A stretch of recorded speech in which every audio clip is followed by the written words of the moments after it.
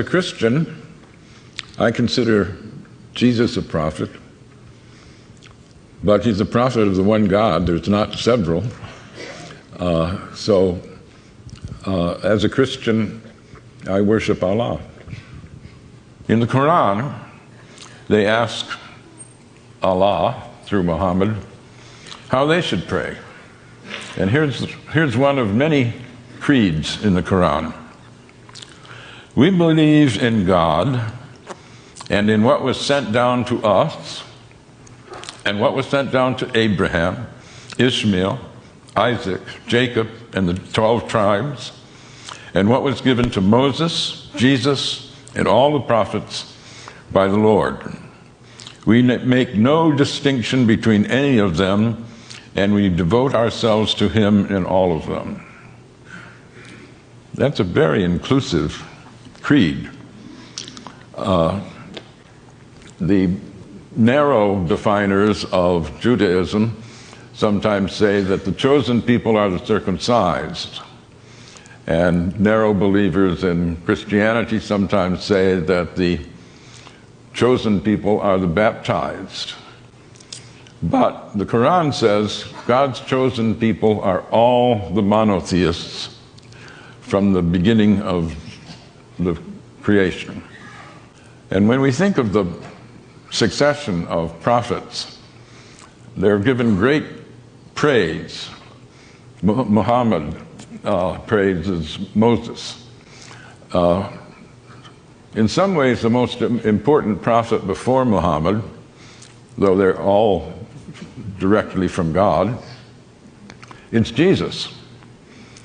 Jesus is given a bigger accreditation than other prophets. John the Baptist is made a prophet so that he can prophesy Jesus. Mary, his mother, is the only woman named in the Quran. No wife of Muhammad is named. There's no Adam and Eve, there's Adam and spouse. But Mary is not only named, she's made sinless. She conceives Jesus in virgin birth. She is tremendously honored. So one asks, if this is such an inclusive founding document of the religion, what is it that people object to? It's pretty easy to misrepresent Islam because so few have read the Quran.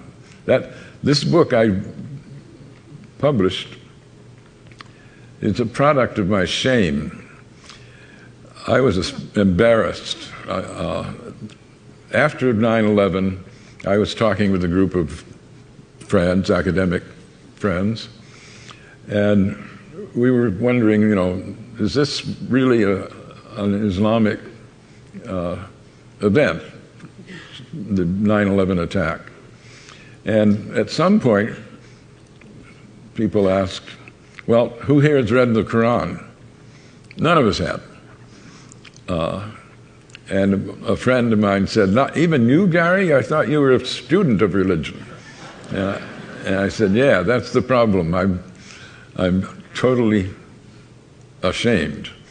And so I went and have been trying to repair that stupidity ever since. But I've tried in a lot of venues to ask how many people have read the Quran.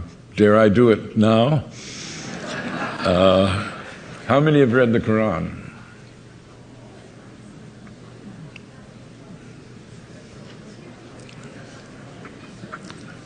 A minority, certainly. Well, I don't want to shame you, but I do. I think we should all be ashamed. We're throwing our weight around in a world where almost a quarter of the population are Muslims. And not to know, how can you say the Islamic State is a false construct if you don't know what true Islam is.